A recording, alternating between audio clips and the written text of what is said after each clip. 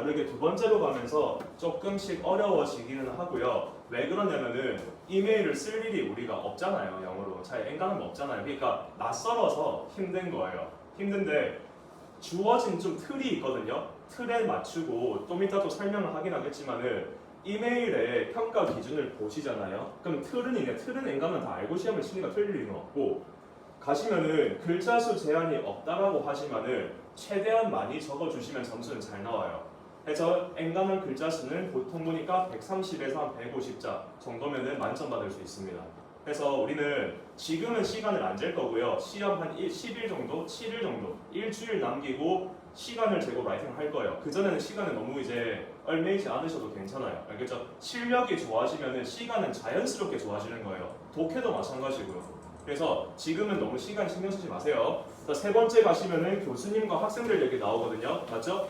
자, 이 문제가 나오면은 이거는 우리 토플 라이팅에서 제일 이제 여기서 판가름 난다라고 말을 하거든요. 이거는 왜냐면 구토플에서도 있었어요. 안 바뀌었어요. 얘는 안 바뀌었고 주제만 어려워졌어요. 그래서 학생들이 더 힘들어지죠.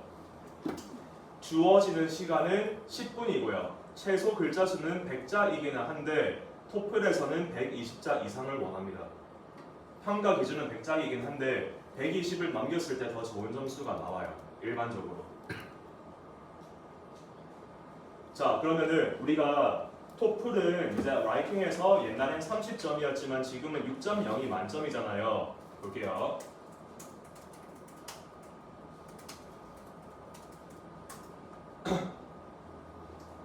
자, 사실은 첫 번째, 두 번째, 세 번째마다 평가 기준은 조금씩 달라요. 근데 간략하게만 얘기를 하자면 토플 시험에 대한 역사를 조금 볼 필요가 있거든요. 왜냐면 쌤도 토플하고 SAT 쳐가지고 한국에서 내신하고 해서 미국에 대학교 갔어요. 가는데 쌤도 토플 했어요. 근데 지금 라이팅은 완전 달랐어요. 그때는 4시간 반 시험을 쳤거든요. 지금은 1시간 반이잖아요. 줄었는데 토플 라이팅이 1시간이었어요. 원래 1시간에서 이게 40분으로 한번 30분으로 한번 줄었거든요. 또 이번에 20몇 분도 또 줄었어요. 시간을 계속 줄이고 있다는 거예요. 토플에서. 맞죠? 라이팅을 하는데 사실 쌤 생각은 그렇거든요. IELTS처럼 아니 시간을 많이 줘도 어차피 어려운 라이팅은 어렵잖아요. 시간은 뭐 그렇게 줄이는 게 뭐가 큰 의미가 있나 싶기는 했어요. 처음에 했는데 이렇게 시간을 늘리면서 얼마 전에 ETS에서 발표를 한 게 뭐냐면은 첫 번째로 이제 학생들한테 볼 거는 뭐냐면은 이거를 본다고 했어요.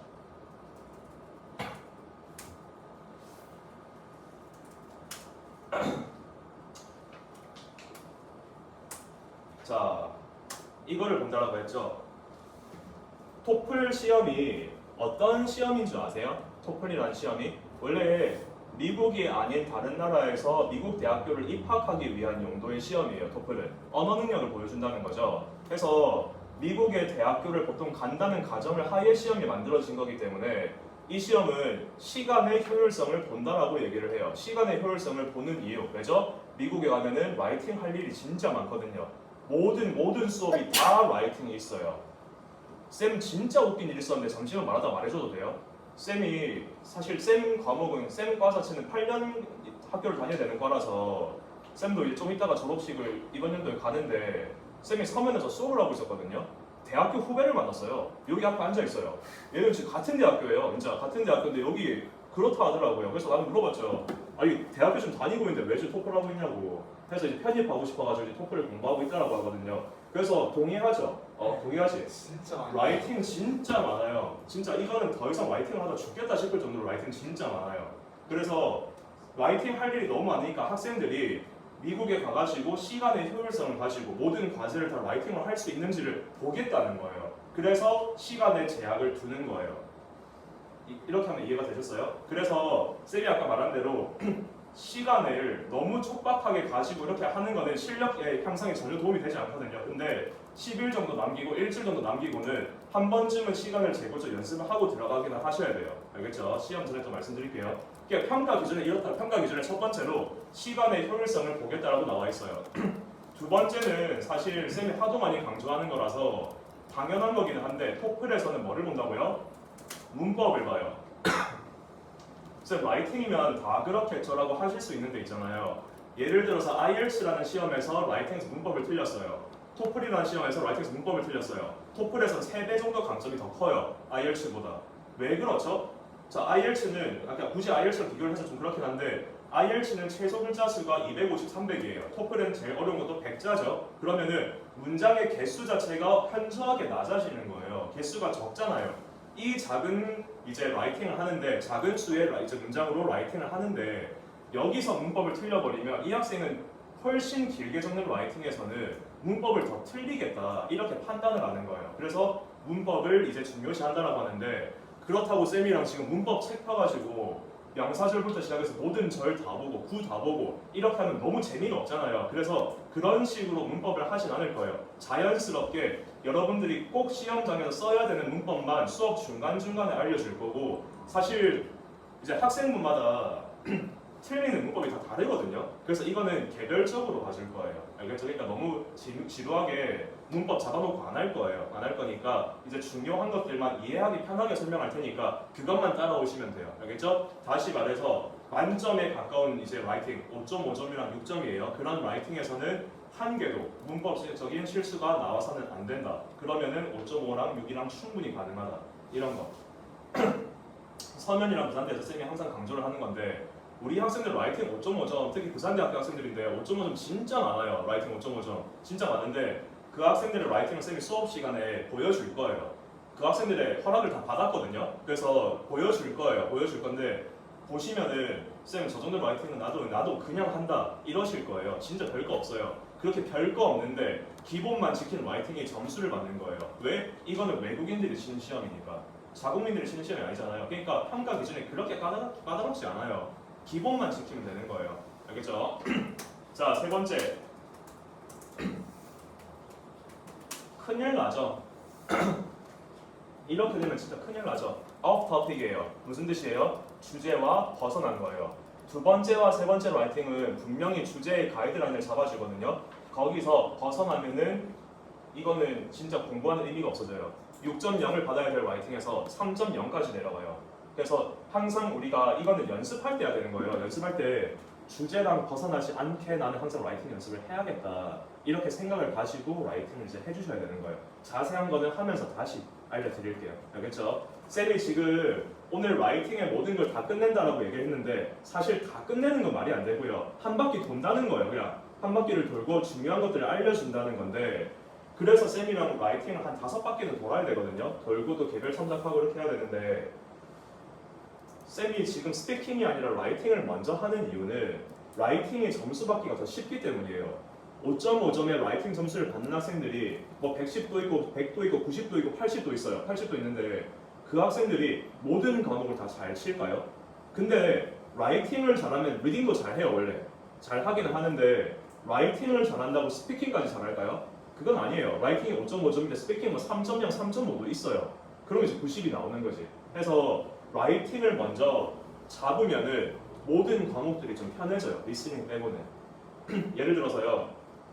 우리가 스피킹을 할 거예요. 스피킹은 지금 대본 없고 준비 시간 없거든요. 그냥 바로 이제 스피킹 바로 입에서 나가야 돼요. 원어민처럼 딱 튀어나가야 되거든요. 튀어나가는데 라이팅도 모르는데 지금 단계에서는 머릿속에서 영작을 하고 있는 거예요. 영어를. 하는데 라이팅이 안 돼요 나는. 그럼 머릿속에서 영작이 돼요? 안 되는 거예요. 라이팅이 되고 그 다음에 스피킹이 되는 거예요. 그럼 라이팅이 되면 리딩도 같이 되는 거고 리딩을 또 풀어주면 라이팅이 또 좋아지는 거고 다 상관관계가 있는 거예요. 리스닝을 빼고는. 그래서 알겠죠? 오늘 라이팅 배우면은 내일부터 하셔가지고 짬짬이 라이팅 계속 해보세요. 알겠죠? 그래서 첨삭해드릴게요. 자, 그래서 정리하자면은 문법 맞춰야 되고요. 주제에서 벗어나면 안 되고요. 시간의 효율은 나중에 하면 되고요. 네 번째 마지막이에요. 자, 절이라는 말 들어보셨어요? 절. 영어로 syntactic structure이라고 얘기를 하는데 절이라는 게 뭔데요? 절은 뭐예요? 절은 뭐죠? 네, 소연아 뭐라고요?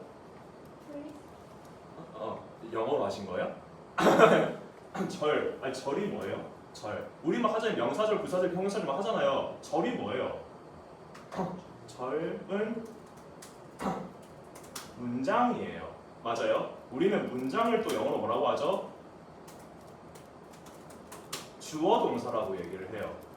갑자기 재미가 없어집니다. 맞죠? 자, 왜냐면 쌤이 나중에 절이라는 걸로 얘기를 좀 할 거라서 지금 미리 말해주는 거예요. 절이라는 건 어렵게 생각하지 마세요. 2번에 보시면 문법이라고 나와 있죠. 우리가 문법이라고 할 때 문이 문장이거든요. 그래서 문장의 법칙이라는 거예요. 우리는 문장, 그러니까 쉽게 말해서 대문자로 시작을 해서 마침표를 찍을 때까지 거기가 한 문장이잖아요. 거기에는 그러니까 그 문장을 우리는 절이라고 얘기를 한다는 거예요. 나중에 쌤이 명사절까지는 설명을 해야 돼가지고 지금 미리 말씀을 드리는 거고, 근데 절을 적은 게 쌤 문법 아까 2번에 적었잖아요. 그 말이 아니라 절을 다양하게 적어야 돼요. 그래야 진짜 점수가 잘 나와요. 볼게요. 문장을 적어야 되는데 우리 영어에서는 문장을 라이팅을 하고 스피킹을 할 수 있는 방법이 총 5가지밖에 없어요. 그걸 우리가 영어로 5형식이라고 얘기를 해요. 주어 동사 보어, 목적어, 간목, 직목, 목적어, 목적격, 보어 5개 1형식부터 5형식까지. 영어는 문장을 구사할 수 있는 방법이 5가지밖에 없어요. 작죠 되게. 작으니까 이거를 3형식만 계속 적고 있는 게 아니라 3형식 적었으면 4형식 적고 5형식 적고 이렇게 다양하게 적어줘야 돼요. 그래야 점수가 잘 나오고, 더 중요한 거는 그렇게 내가 영어를 하는 걸 연습을 해야 스피킹도 그걸 봐요. 스피킹도 그걸 같이 써줄 수 있는 거예요. 알겠죠? 그냥 개념만 잡은 거예요. 첫 번째로는 문법, 주제랑 조심하자. 세 번째는 절을 다양하게 적자. 그래서 쌤이 막 그래요. 학생들이 시험장 가기 하루 전날에 당장 0.5점 올릴 수 있는 거 알려주세요. 어떻게 하면 0.5점 더 오를까요? 수업 중에도 미리 말을 하거든요. 그래서 예를 들어가지고 여러 가지를 얘기를 하지만 꼭 한 가지는 쌤이 강조를 하거든요. 그게 뭐예요?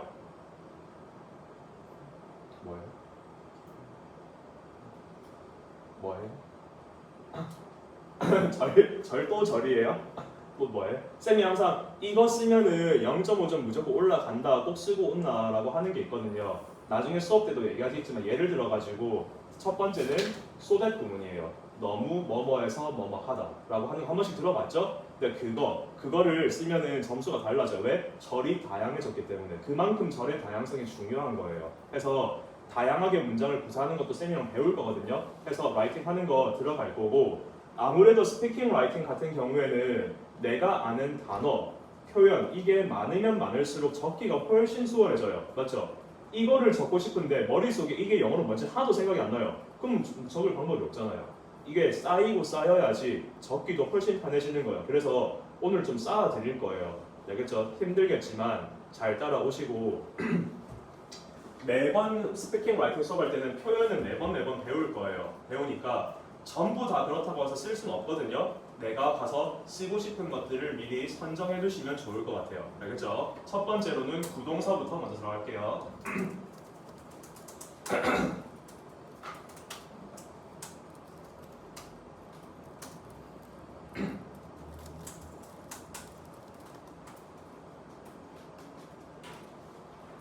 괜히 또 구동사라 해가지고 말을 또 어렵게 시작을 하게 됐네요.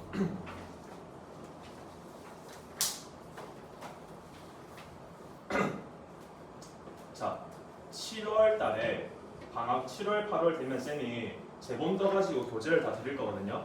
조금 편할 거예요. 근데 이번 6월 달까지만 필기합시다. 노트북이든 뭐든가 필기합시다. 알겠죠? 이번 6월 달까지만요. 자, 구동사라고 얘기를 하는 게 뭐냐면요. 너무 많이 어렵다 맞죠? 동사는 다로 끝나는 애들 다 동사고, 근데 한 단어가 아닌 거예요. 한 단어가 아닌 거. 한 단어가 아닌 건데, 그래가지고 우리가 첫 번째로 볼 거는 come으로 시작하는 것부터 먼저 볼 거예요. come이라는 것은 오다라는 동사죠. 근데 뒤에다가 전치사가 한 개가 붙으면 뜻이 달라지잖아요. 이런 것들을 구동사라고 얘기를 하며, 이것들을 라이팅 스피킹 때 써줘야 점수가 잘 나와요. 알겠죠? 이렇게 써줘야 돼요. 무조건. 첫 번째로 볼 거는 come이니까 come up with이에요. 들어봤어요? come up with. 자, 뜻이 뭐예요? come up with. 뜻이 뭐죠? 네, 떠올려내다. 그렇죠. 떠올려내다예요. 쌤, 도대체 떠올려내다를 언제 쓰죠? 맞아요. 라이팅 할 때는 쓸 일이 더 없을 수도 있어요. 애매하게 빨리 의견 말해야 되는데 내가 생각을 떠올려 보니 생각이 나지 않지만 이게 좋은 것 같은데요? 이렇게 할 수는 없잖아요. 그래서 사실 이런 것들은 스피킹과 라이팅에 같이 쓰이는 거예요. 자, come up with이 뭐라고요? 무언가를 떠올려내다라고 얘기를 했는데 스피킹 할 때 이제 아는 학생들도 많을걸요? 한 가지 내가 지금 떠올려낼 수 있는 것은 이겁니다. 예를 들어가지고 주제가 이거예요. 스피킹 하는데 온라인 쇼핑의 장점과 단점을 각각 하나씩 얘기를 해보세요 라고 했어요. 장점 한 가지 내가 떠올려낼 수 있는 건 이거예요. 단점은 이거예요 할 때 come up with이 들어가요. 바로 가볼게요.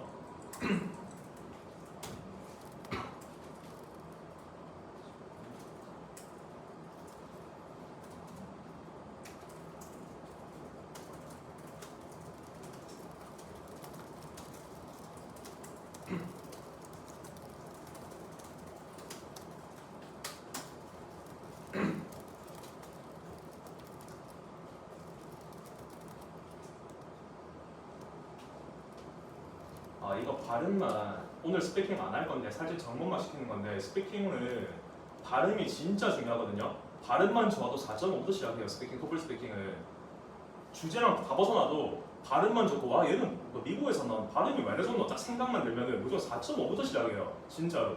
라이팅은 문법, 스피킹은 발음이에요. 그걸 따지고 보면 그런데 이런 것도 뭐 템플릿일 수도 있죠. 틀리잖아요. 틀린데 진짜 원어민처럼 스피킹 딱 해주면 되게 멋있거든요. 이거 스피킹 괜찮다 이런 느낌을 주고 시작한단 말이에요. 그래서 이런 거 한번 볼게요. 장점들 중에 하나라고 했어요. 불러보세요. 뭐예요? 네, 불러보세요. 뭐예요? 네, merit 할게요. 그러면은 자, 중요한 거죠. 장점 중에 한 개인데 내가 당장 떠올릴 수 있는 들어가줘야 돼요. 맞죠? 관계 대명사 하나 쓸게요. 자, 쓰고 나서 that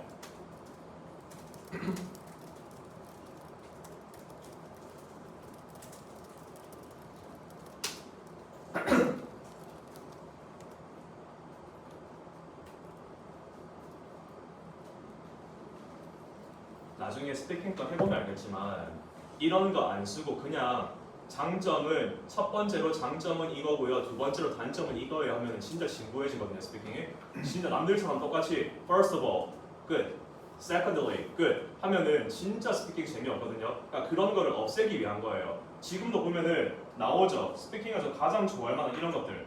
우리는 너무 어려운 말로 이런 것을 뭐 원어법, 복수명사, 단수동사 막 이렇게 말을 하는데 그런 게 아니라 그냥 한 가지 장점이라고 얘기를 해도 되는데 굳이 뒤에 장점들 중에 하나는 이거다. 표현을 계속 집어넣어 주는 거예요. 점수를 받기 위해서. 그래서 내가 당장 떠올릴 수 있는 장점 중에 하나는 이거예요 라고 말하는 거예요. 자, 한번 읽어볼게요. 시작!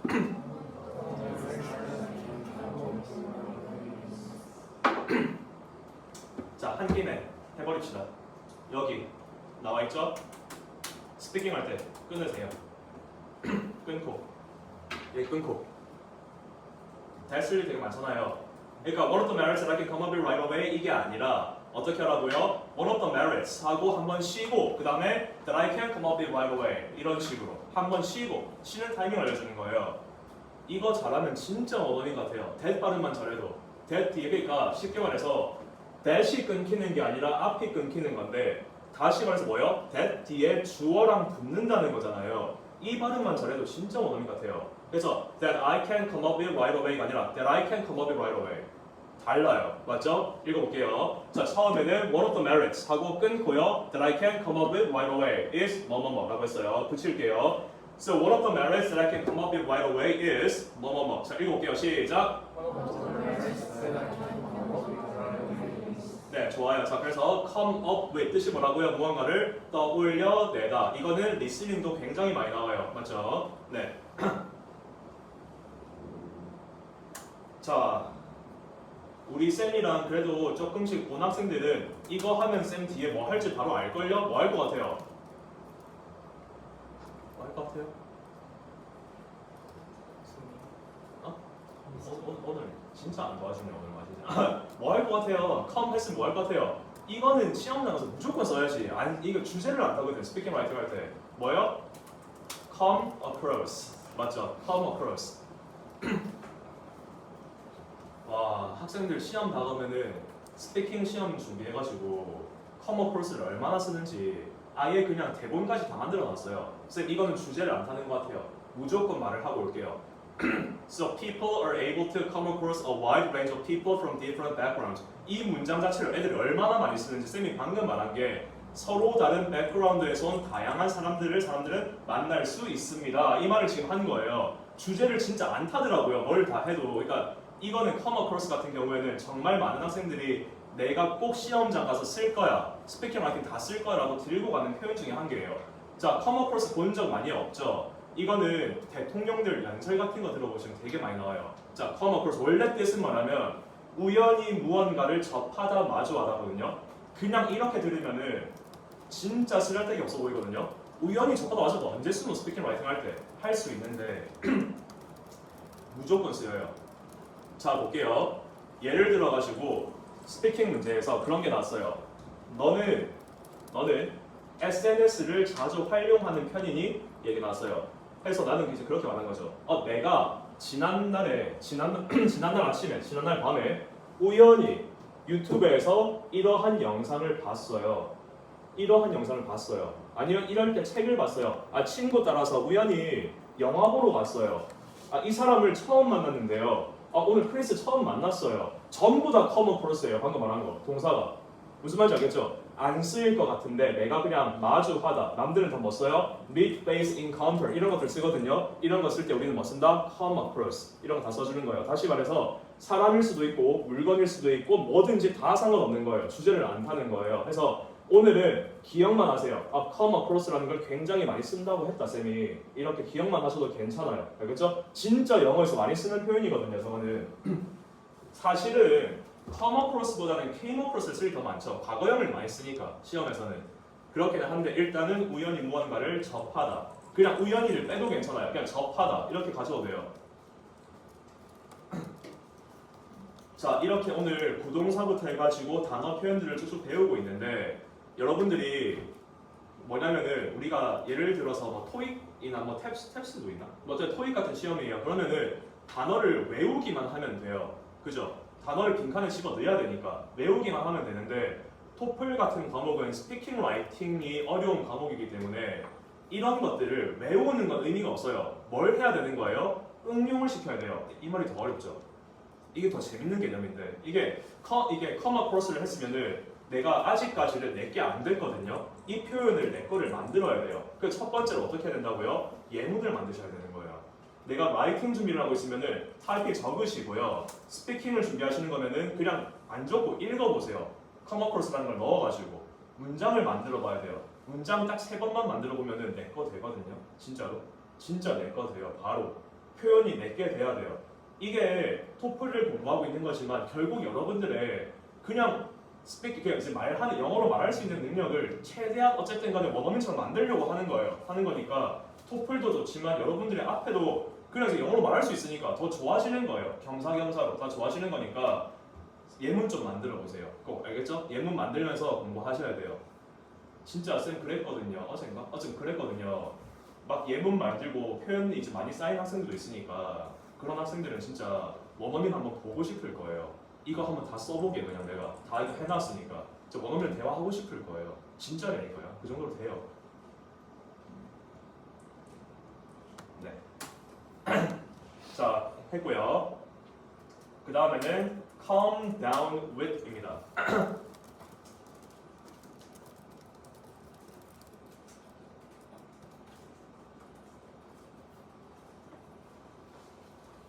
쌤이 매번 수업마다 말하는 거라서 이제 사실 오늘 말하고 그만 말을 하려고 해요. 쌤이 진짜 한 달인가?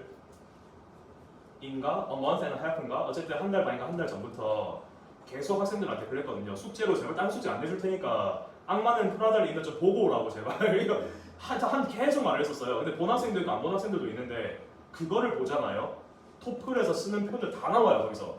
NSOA가 진짜 말을 전부 다 해요. 막 다 써요. 다 쓰는데 그 중에 한 개예요. calm down with. 이게 1편인가 2편인지 잘 모르겠는데 이렇게 말하거든요.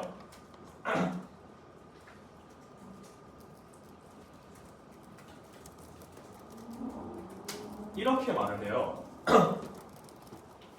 도대체 뭔 뜻일까요 저거는?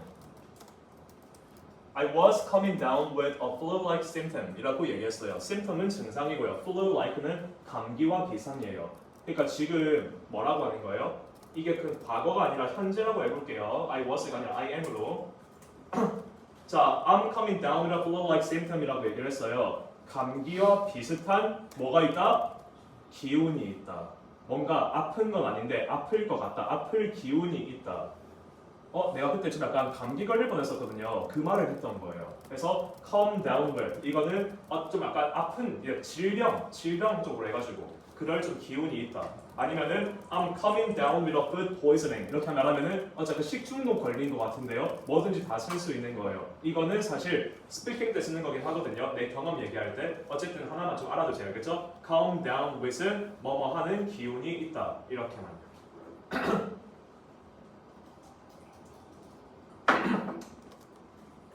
사실 더 있어요. 뭐 come around도 있고요, come by도 있고요. 있는데 그런 것들은 토플에 안 쓰여서 지금 안 할게요. 헷갈리기만 하니까 토플에 쓰이는 것만 좀 할게요. 알겠죠? 네, 자 그러면은 오늘 come에 대한 부동사는 쌤이랑 총 3개 배웠어요. 맞아요? 첫 번째 무언가를 떠올려내다 뭐라고요? come down, come up with. 맞아요? 자 그 다음에 우연히 무언가를 접하다 영어로 뭐라고요? come across. 맞아요? 자 세 번째 방금 한 거죠? 뭐뭐 할 기운이 있는 것 같아요. 뭐라고요? come down with. 맞아요? 자 그럼 할게요. 자 한 가지 장점 내가 바로 떠올려낼 수 있는 시작.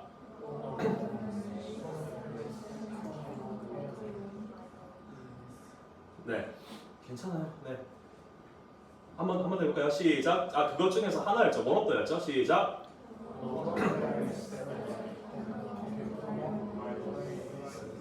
맞아요. 잘하셨어요. 맞죠? 자 그러면 come across는 아까 예시 안 적었는데 예시 하나 만들어 볼게요. 지난밤에 유튜브에서 요즘 뜨는 영상 이거 하나를 우연히 보게 되었어요. 요즘 뜨는 영상 영어 뭐였죠? 맞죠? viral 맞죠? viral video. 요즘 토플은 이렇게 진짜 원어민들이 많이 쓰는 표현들을 다 알아야 돼요. 이런 걸 써줘야 되거든요. 아니면 어색해요 영어가. 그래서 이런 것만 늘 건데 어쨌든 간에 viral video예요. 맞죠? 유튜브에서 요즘 뜨는 영상 지난밤에 우연찮게 보게 되었습니다. 시작. I came across the viral video on YouTube last night. 한 번 더 뭐라고요? 시작.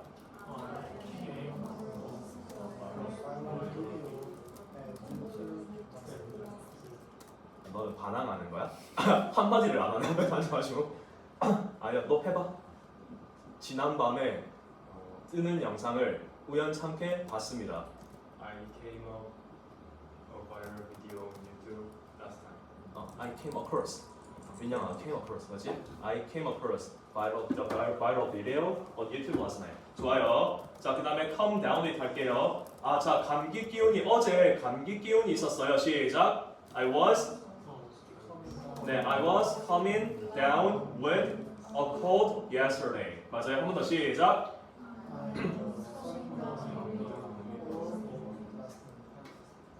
자, 좋아요. 자, 그러면은 두 번째로는 우리 break로 한번 가볼게요.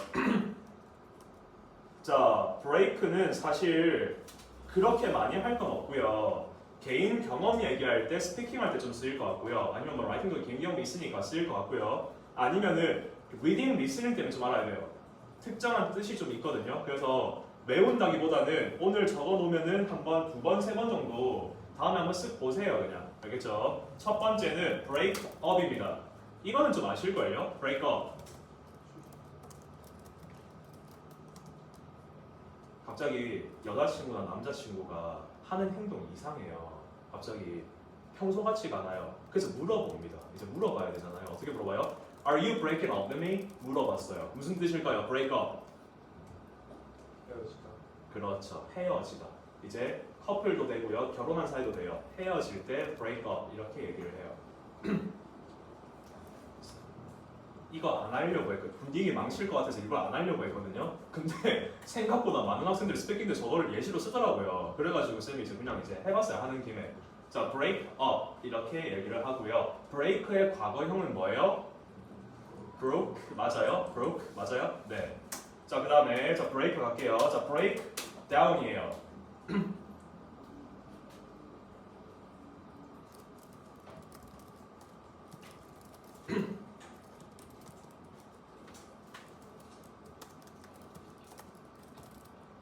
So my car was broken down in the middle of the street.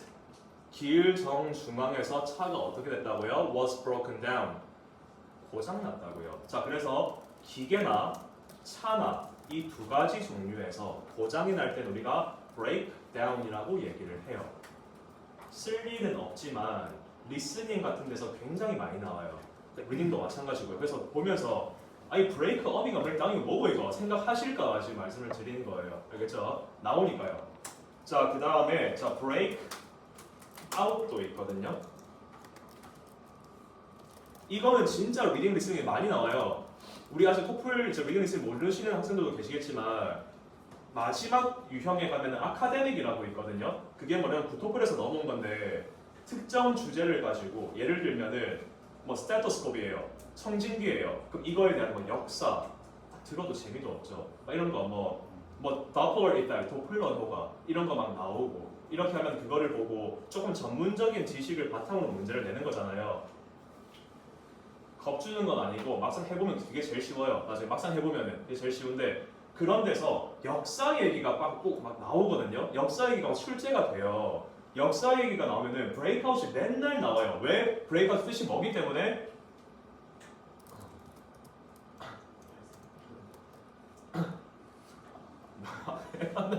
앞에 좀 도와주세요, 쌤. 앞에 브레이크아웃 뜻이 뭐예요? 브레이크아웃. 네, 발견. 발하다예요. 쌤, 발발하다가 도대체 왜 문제 나오죠? 전쟁. 이런 거. 전쟁이 언제 발발했을 때 할 때 무조건 broke out이라고 나올 거예요. 시험에서. 전쟁도 되고요. 예를 들면 어떤 뭐 화재 사건이잖아요. 그런 것도 되고요. 아니면 진짜 약간 말싸움? 그냥 안 좋은 건 다 써도 돼요. 안 좋은 거는 그냥 다 엔간하면 써요. 무언가가 발발했을 때. 이거 한국말 좀 비슷하거든요. 한국말로 발발하다가 쌤도 정확히 언제 쓰는지 잘 모르겠지만 발발하다, 전쟁이 발발하다, 화재가 발발하다 다 영어도 똑같이 쓰이니까 우리가 적을 일은 이제 없거든요. 구토플은 적었었는데 지금은 없어요. 없는데 within listening 나오면은 그때는 전쟁이 터졌단 말이구나 이렇게 이제 아시면 되는 거예요. 역사 얘기할 때 많이 나오는 거죠. 자, 브레이크는 사실 몇 개 없어가지고 바로 넘어갈 거고요. 자, 우리는 이제 봐야 될 게 put이죠.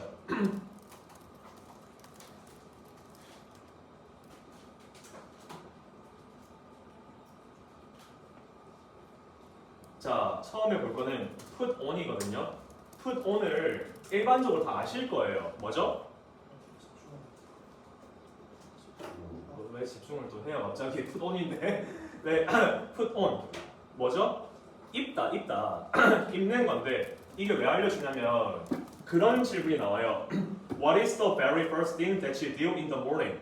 아침에 일어나면 너가 하는 게 뭐야? 제일 먼저 하는 게 뭐야? 이렇게 막 나오거든요. 그래서 put on이라는 게 굉장히 이제 좀 좋은 게 뭐냐면은 아침 얘기가 아니라도 내가 밖에 이제 막 여름 되니까 선글라스 좀 껴야 돼요. 선글라스를 착용하다도 put on이고요. 안경을 착용하다도 put on이고요. 진짜 신기한 게 contact, 렌즈 끼는 것도 put on이에요. 다 put on이에요. 하고 이제 여학생들 막 시켜보면 아침에 일어나서 학교 가기 전에 메이크업 하고요. 하면은 put on 메이크업이에요. 그것도. 그러니까 이런 개인 경험 진술하는 스피킹이 있거든요. 있어가지고 그럴 때 쓰여요. put on이라는 게.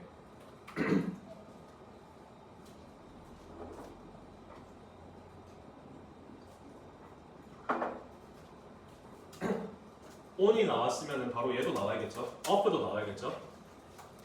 근데 쌤이가 항상 강조하는 것 중에 하나인데 발음이 있잖아요. 쌤 진짜 제발 이거 쌤 말 좀 들어줬으면 좋겠어요. off 아니고 up라니까요. put off가 아니라 put up라니까요. up. put off가 아니라 put off. put off 맞아요? put off. OFF로 왜냐면 들어가는 게 표현들이 되게 많잖아요. 여러분들 스피킹 할 때 이건 다음에 할게요. 막 이런 것도 막 쓰시잖아요. 근데 학생은 계속 right off the bat 이렇게 하는 거예요. 원래 말하면 right off the bat이잖아요. 근데 이걸 right off라고 하더라고요. off가 아니라 무조건 발음은 off 맞아요? put off. 자, put off 하는 건 별로 좋은 습관은 아닌 것 같아요. put off가 뜻이 뭔데요? 무언가를 미루다 라는 뜻입니다. 맞죠?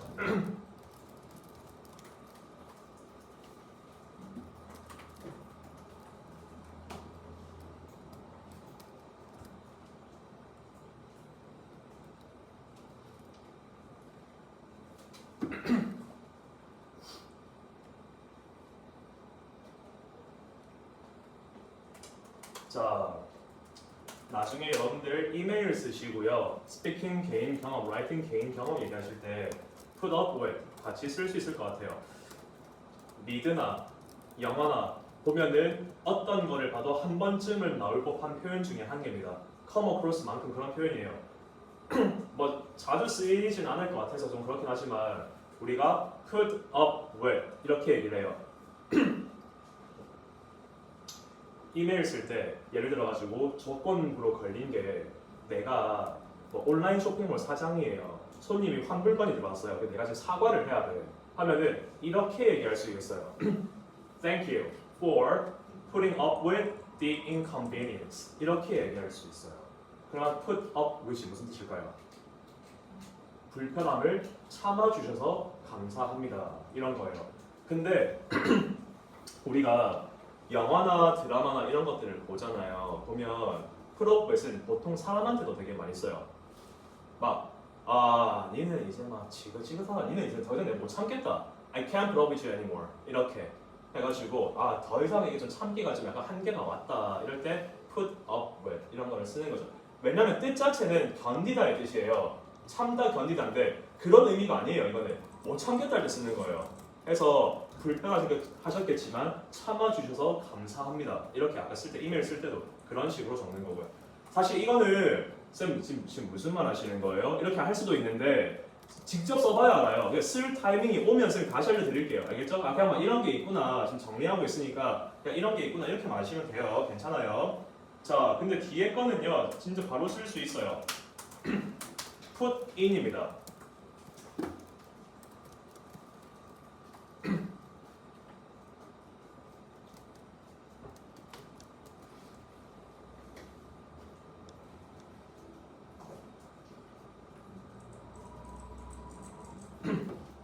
자, 호플에서 여러분들이요.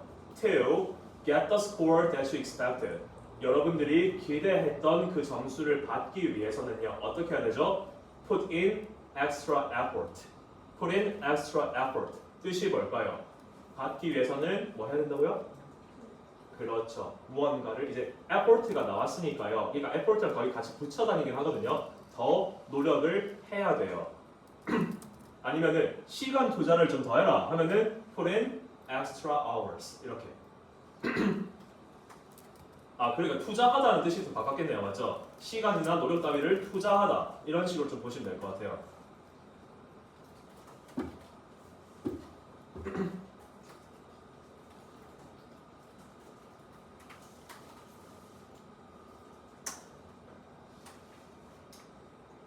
자, 그 다음에 볼 거는요. 이거를요, 얘도 마찬가지로 발음하실 때 이렇게 좀 이제 그만하셔야 될 것 같아요. look 아니고 뭐라고요? look 맞죠? look 아니고 look 맞죠? look.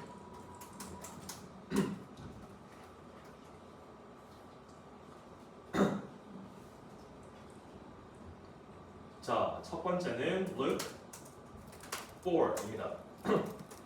자, look for인데요. 자, look for 언제 쓰나요? 선생님이 어디 뭐 어느 나라를 가서든 쇼핑을 하고 있습니다. 쇼핑을 하고 있는데 발을 딱 들이자마자 점원이 바로 물어봐요. 와가지고 엄청 친절하거든요. 회관은 맞죠? 바로 물어봐요. Are you looking for something? 물어봐요. 지금 뭐 찾고 있는 거 있으세요? Look for 뜻이 뭐다? 찾다. 맞죠? 무언가를 찾다.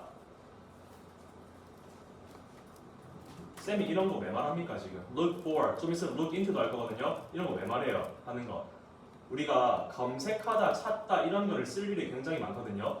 그 search나 find 이런 것도 쓰지 말라고 좀 알려주는 거예요. search, find 뭐 이런 거 쓰지 말라고. 그래서 사실 look for를 우리가 무언가를 정보를 찾다는 아니거든요. 이건 그냥 물건을 찾는 거예요. 없어진 것 같아가지고 찾을 때 look for이라고 하는 거예요. 이거를 왜 알려주냐면 스피킹에서 그런 주제가 잘 나와요. 너가 previous experience, 이 지난 경험인데 너가 휴대폰을 스마트폰을 잃어버렸어.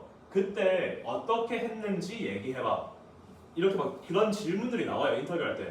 그러면은 when I was looking for my smartphone, 내가 이거를 찾고 있었는데 I ended up getting lost it. 내가 잃어버리고 말았습니다. 어쨌든 간에 그냥 look for 쓸 일이 있어요. 무언가를 찾다. 그 다음에는 look after입니다. 자, look after 같은 경우에는요. 이거를 조금 쉽게 얘기를 하면은 take care of라고 있어요. 들어봤어요? 그게 뭐예요? 보살피다라는 뜻이죠. 자, 나는 그거 여동생을 돌보고 있었는데요. I was taking care of my sister 해도 되지만 I was looking after my younger sister 이렇게 갈 수 있겠죠. look after 보살피다. 마찬가지로 리스닝에 많이 나옵니다. 이것도.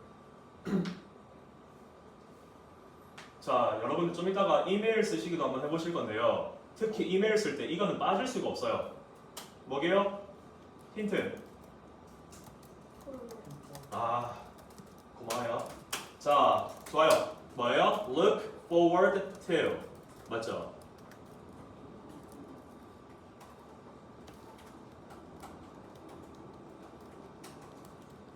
뜻이 뭔데요? Look forward는 뭐예요? 네, 그러더라고요. 학수고대하다라고. 쌤 살면서 쌤이 올해 30살이거든요. 15년 해외이고 15년 한국에 있었단 말이에요. 살면서 학수고대하다는 말 처음 들어봤거든요. 그래서 내가 뭔 소리 했었나 앞에서 말했는데 이게 엄청나게 바라는 거라면서요. look forward 자체가 엄청나게 막 기대하고 바라는 거라면서요. 아, 그 뜻 맞아요. 그래서 이메일 쓰실 때 약간 이렇게 가거든요.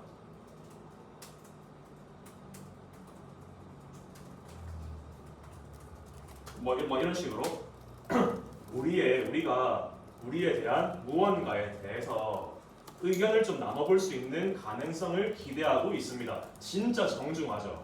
아, 이렇게 라이팅 해야 돼요. 이메일 적을 때 완전 정중하게.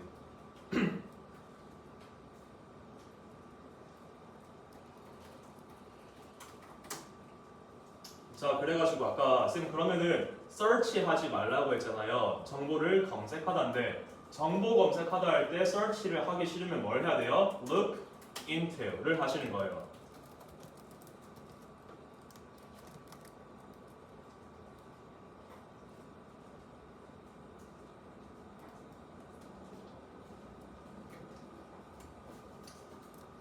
나중에 되면은 또 기억이 안 나실 거예요. 괜찮아요. 쌤이 반복해 줄게요. 알겠죠?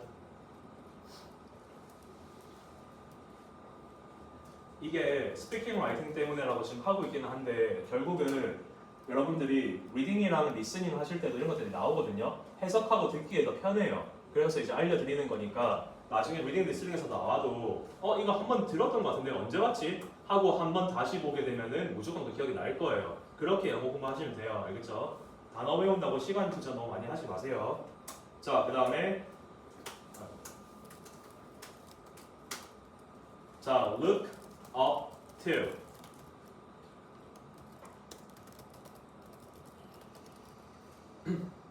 너무 안 좋은 일이 있습니다. 그래가지고 이렇게 가정으로요. 안 좋은 일이 있어요. 그래가지고 I really need a person. I really need a person that I can look up to right now. I need a person. 사람이 필요한데 that I can look up to. 뭘까요? look 보는 건데 위를 봐는 거예요. 이 사람이 있으면 내가 위를 보게 돼 있어. 왜 그럴까요? 아니 신장은 똑같거든, 키는 똑같은데 내가 이 사람만 만나면 계속 위를 쳐다보고 있는 느낌이야. 왜 그런데 왜 그럴까요? 무서워서. 무서워서. 또요. 존경하기 때문에. 맞죠? 그래서 look up to는 respect라는 뜻을 가지고 있어요. 존경하다.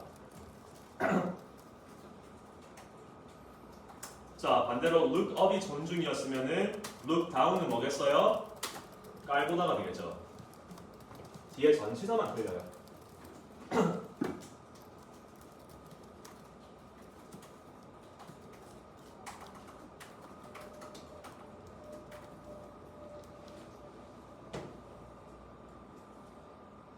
자, 너는 물건을 살 때 아니면은 조금 약간 커리어적으로 걱정이 있나 아니면 그런 거가 있을 때 너는 친구한테 찾아가니 아니면은 가족한테 찾아가니 이런 질문이 나왔어요. 그러면은 Since I look up to my parents, 나는 부모님을 존중하기 때문에 이렇게 물어봅니다. 나중에 다 쓰이거든요. 다시 쓸 때 다시 알려드릴게요. 자, 이렇게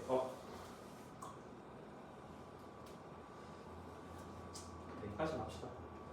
정리까지 너무 많으니까 이까지만 하고 그냥 재미삼아 한 번만 그냥 쓱 봐주기만 하세요. 알겠죠? 너무 이렇게 막 외운다 이렇게 하지 말고 언어잖아요. 언어니까 그렇게 할 필요 없어요. 자, 일단은 무언가 한 개를 했고요.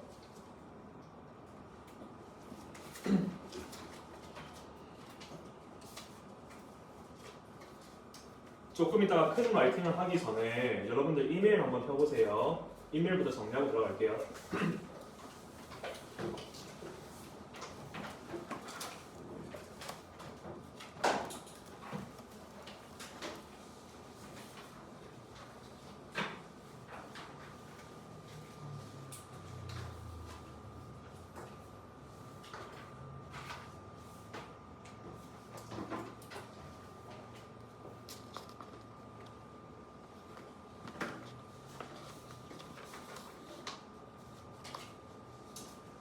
11번, 12번, 13번 있어요? 받으신 거예요? 11번, 12번, 13번이에요? 네.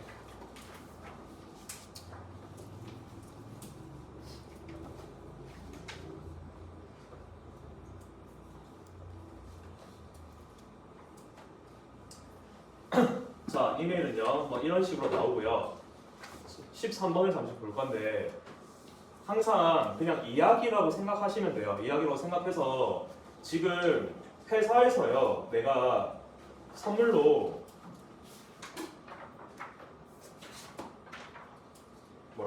네, 회사 웹사이트에서 크리스마스 선물로 제품을 한 개 구입을 했어요.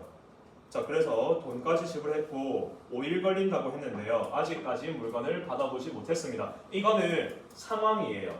상황이고 우리가 이메일을 적어야 될 거는 밑에 있어요. 세 가지 나와 있죠? 밑에 세 가지를 이제 적어줘야 되는 거예요. 자, 지금 문제가 뭔지 적어주라. 그 다음에 이거 왜 지연이 됐는지 설명을 요청해라.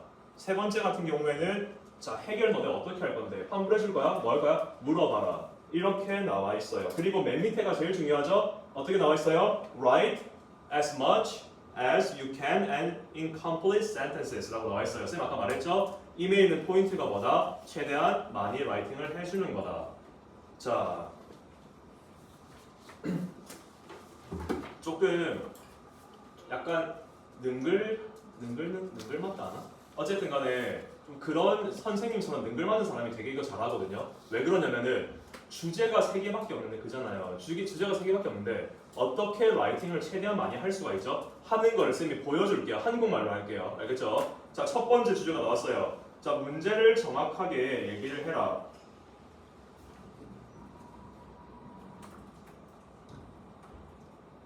지금 문제는 뭐냐면은 위에 나와 있긴 하잖아요. 내가 물건을 못 받은 게 문제잖아요. 근데 빌드업이 있어야 되는 거예요. 그냥 주문을 언제 했고 안 왔고 환불해주고 끝 이렇게 하면은 1분 만에 적죠. 라이팅 하는데 이거 하는 게 적는데 빌드업이 중요한 거예요. 잘 들으세요. 소설을 써야 되는 거예요. 처음부터 딱 이걸 문제를 봤다. 시험에서 이걸 문제를 라이팅을 이메일 적어야 된다. 내가 진짜 이 상황이라고 생각해야 돼요. 여러분들 진짜 뭔가 크리스마스 선물 샀을 때 돈을 꽤 주고 샀을 거 아니에요. 뭔지 모르겠지만 근데 안 왔어요. 선물로 산 건데 크리스마스 줘야 되는데 그럼 기분이 어떻겠어요? 일상생활도 안 됩니다. 이거는 맞죠? 진짜 힘들어요. 계속 생각나는 거예요. 머릿속에서. 그 마음으로 이메일을 쓰셔야 돼요. 바로 자 이렇게 가는 거죠. 일단은 뭐 인사 삼아 안녕하세요 정도 하나 해주고 안녕하세요는 했어요. 자 그 다음에 이제 들어가는 거죠. 어떤 물건인지 지금 안 나와 있거든요. 그러니까 내가 지어내야 되는 거예요.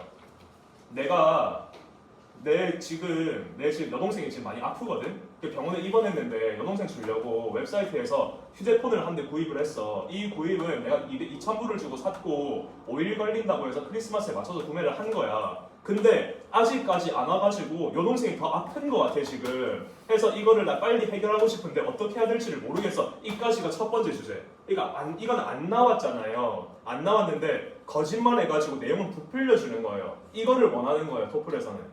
어떤 건지 그 느낌만 알겠어요? 이렇게 되고 두 번째 보시면은 자 delay 연기가 되고 있는 것에 대해서 설명을 요청해라 라고 했어요. 이제 이거 문단을 한 개 끝나면 또 띄워주거든요. 문단을 띄우고 하는데 문단 띄워서 이제 설명 요청하는 거 이제 물어봐야 돼요. 바로 이제 말을 해주는 거죠. 여동생만 그런 줄 알았는데 부모님도 지금 심각하게 많이 화가 났다. 화가 나가지고 지금 회사를 거의 내가 회사에 대한 불만이 너무 많이 쌓여 있어가지고 이직을 좀 생각하고 있는데 지금 이거를 어떻게 된 건지 오늘 안에 답을 해줘. 끝. 이렇게 하면 끝났어요. 이제 세 번째로 넘어갈 거예요. 해결 방안. 나는 환불을 받고 싶은 생각도 없고 이거를 빠르게 받을 수 있다면 추가적인 비용도 낼 생각이 있어. 그러니까 정확하게 알려주고 내가 어떻게 해야 되는지도 이메일을 빠르게 주세요. Sincerely, Chris Lee 하면 끝나요, 라이팅이. 그러니까 하고 싶은 말은 뭐냐면은 이걸 좀 더 해볼 건데 쌤이 하고 싶은 말은 거짓말이라는 거예요. 여기 있는 것만 주어진 상황으로만 이제 가지고 고지 곧대로만 이것만 넣어가지고 하면은 글이 짧아질 수밖에 없어요. 7분인데 쌤이 아까 그랬거든요. 막상 이건 이메일을 적다 보면은 글자 수가 한 130, 150 이렇게 나와서 제출을 해요. 세 번째 라이팅 같은 경우에는 100자, 120자라고 했는데 그렇게 하는데 10분을 주는데 이메일은 그냥 최대한 많이 적으라고 하고 7분을 줘요. 이메일이 제일 힘들어요, 결국에는. 그래서 어떻게 하냐면요, 뒤에서 또 언급을 할게요. 세 번째 라이팅을 주제에서 벗어나면 안 되다 보니까 이거는 벗어날 것도 많이 없어요. 세 번째 거는 주제에서 벗어나면 안 되다 보니까 쌤이 항상 키보드 이렇게 막 잡지 말고 가자마자 바로 이렇게 적고 있지 말고 일단은 아이디어를 정하고 적어야 된다. 아니면 산으로 간다. 이렇게 말을 하거든요. 이메일은 달라요. 이메일은 그냥 내가 지금 이렇게 막 적으면서 그 다음 문장을 뭘 적을지를 생각하면서 막 적어야 돼요. 무슨 말인지 알겠죠? 이렇게 적어야 적을 수 있어요. 최대한 많이. 그래서 실제로 시험장에서 이메일 때문에 이메일을 못 마치고 제출을 했다라고 하는 학생도 있거든요. 그러면은 형식을 그대로 채우지 못했기 때문에 점수는 많이 깎인다고 보셔야 돼요. 그래서 쌤 130은 죽어도 안 되겠다. 그러면은 90자, 100자라도 해가지고 형식은 마무리를 지금 하셔야 되거든요. 자, 그래서 유형 분석부터 하고 이메일 다시 들어갈게요. 자, 우리는 이메일 형식이요. 우리가 이거를 공식적이고 비공식적인 이메일이라고 얘기를 하는데 비공식적인 거는 그런 거예요. 그냥 친구한테 이메일 보내는 거. 미국의 문화에 대해서 좀 잘 아시는지 모르겠는데 있잖아요. 우리는 막 그러잖아요. 이제 모르는 사람들만 만났어요. 그냥 별로 사실 친구하고 싶지 않거든요. 근데 그냥 이제 보이는 모습상 인스타나 좀 알려주세요. 인스타 알려주세요. DM 할게요. 이렇게 말을 하잖아요. 미국은 뭘 달라고 하는 줄 알아요? 미국은 뭐 달라고 해요? 이메일 달라고 하거든요. 이게 이제 그런 거예요. 이제 얘는 나랑 그렇게 친한 친구는 아니야. 연락을 이메일로 합니다. 조금 얘는 그래도 좀 친한 친구야. DM을 합니다. 얘는 얘 없으면 나도 죽을 거야. 나도 없어. 베스트 프렌드야. 하면은 문자를 하겠죠. 해가지고 이게 좀 약간 그 친구의 친한 정도에 따른 좀 레벨이 좀 다르거든요. 미국은. 근데 친구한테 이메일 보내는 거 그런 거는 이제 비공식적인 이메일로 이제 속해요. 하지만 토플 라이팅은 다 뭐다? 공식적인 거예요. 무조건 포멀한 거죠.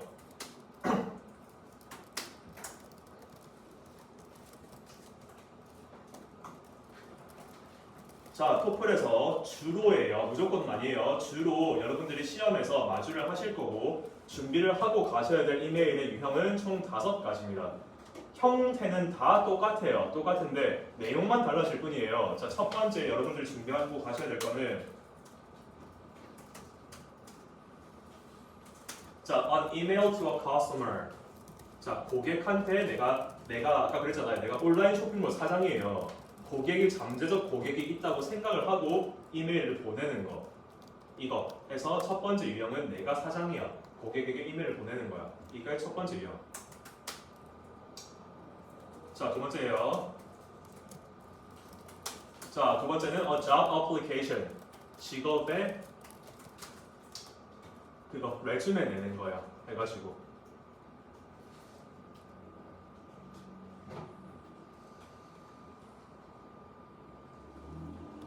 자, 세 번째요. 자, on email to your manager. 내가 지금 일하고 있는 내가 지금 이제 인플로이 돼서 일하고 있는 사람인데요. 이제 내 담당 매니저한테 이메일을 써야 돼요. 나 그날 아파서 출근 못 하거든요. 하면서 이제 이메일을 써줘야 되는 거죠.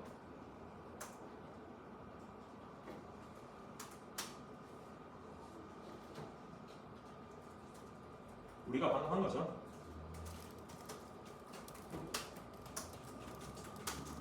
자, 가게나 아니면은 뭐 쇼핑몰 뭐가 됐든 간에 거기에 대한 불만을 표출하는 거.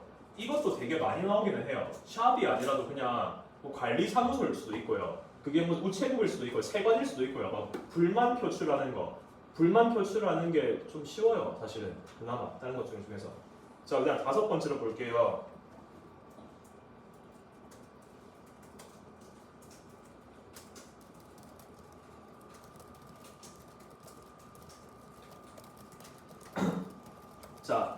내가 이 회사에 있고요.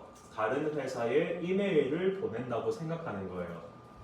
지금 이렇게 나왔고 학교에서 교수님에게 이메일을 쓰는 게 있거든요. 그건 안 적었는데 학교 관련 이메일은 우리가 지금 대학교를 다니거나 다녔을 때 학교에서 쓰는 용어가 있을 거 아니에요. 학비면 학비, 학점이면 학점, 교양 과목이면 교양 과목, 전공 과목 이런 것들이 다 영어도 있을 거 아니에요. 그런 것들을 먼저 배우고 해야 돼요. 그래서 그거는 우리가 다음에 한번 배워보고 이제 미국 대학교에서 쓰는 용어들. 근데 그런 것들은 대학생이시면 되게 재밌을걸요? 배워놓으면은 이해하기 좀 외우기도 좀 쉽고 그래서 그런 것들을 좀 알고 대학교는 배워야 돼가지고 그거는 그때 좀 할게요. 알겠죠? 그래서 총 10개 봐가지고는 학교를 제외하면은 5가지 정도 이렇게 나와요.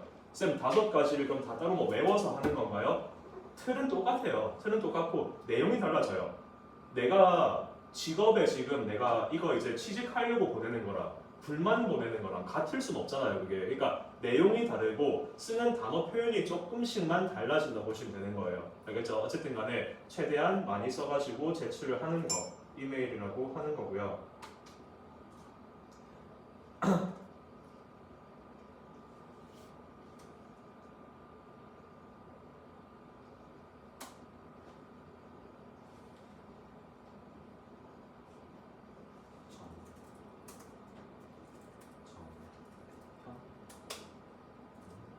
정현 너 이거 맞아 이름? J2O 써요. 아 이호를 써? 네. 맞아? 네. 자 우리 그거 지금 화목 전업반의 토플 조교쌤이거든요. 자 정현문이에요. 자 그러면은 처음에 바로 들어가야 되죠. 누구누구에게 보냅니다. 지금 formal이기 때문에 무조건 D를 지금 붙어야 돼요. 이거 안 돼요. 이거 to는 안 됩니다. 알겠죠? 자 항상 엔간하면은 사람의 이름이 주어져 있을 거거든요. 맞죠? 그러면은 우리가 흔히 말할 때 정현이라는 게 성이에요, 이름이에요? 이름이에요. 맞죠? first name이라고 하고요. 뒤에 있는 성을 우리는 last name이라고 해요. 그래서 우리는 dear이라는 걸로 이메일을 먼저 시작해가지고 정현을 적어줘야 돼요? 문을 적어줘야 돼요? 문을 적어줘야 돼요. 무조건 last name, 성을 먼저 적어주는 거예요. 알겠죠? 학생들 보면은 이름 성을 다 같이 적거든요. 안 돼요. 쌤은 성이라고 말했어요. 알겠죠? 앞으로 성만 적어주시면 돼요. 성만. 이렇게 들어가시면 되는 거죠.